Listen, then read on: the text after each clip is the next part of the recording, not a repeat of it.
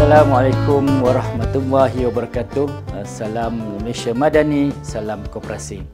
Alhamdulillah, marilah kita bersama-sama memanjatkan rasa kesyukuran kita kehadrat Allah Subhanahu Wa Taala. Kerana dengan limpah inayahnya, kita diberi kesempatan untuk meraihkan hari yang penuh keberkatan ini dalam suasana penuh kegembiraan dan kemesraan.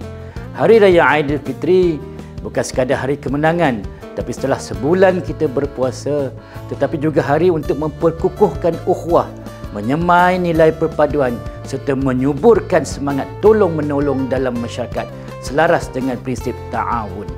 Dalam semangat Hari Raya ini, kita tidak boleh melupakan peranan koperasi dalam membangunkan ekonomi ummah.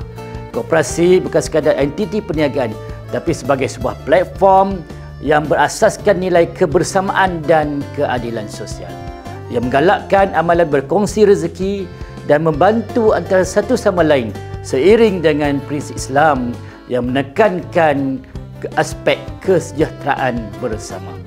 Sebagai anggota koperasi, marilah kita terus menyokong dan memperkukuhkan koperasi agar kita menjadi pemacu ekonomi yang mampan, memberi manfaat bukan sahaja pada kita, tapi juga kepada masyarakat sekeliling. Semoga nilai-nilai murni seperti kejujuran, amanah, keikhlasan yang kita pupuk sepanjang Ramadan dapat kita teruskan dalam setiap aspek kehidupan, termasuk dalam menguruskan koperasi kita dengan penuh integriti. Akhir kalam, selamat Hari Raya Aidilfitri, maaf zahir dan batin, minal aidi wal faizin pada semua.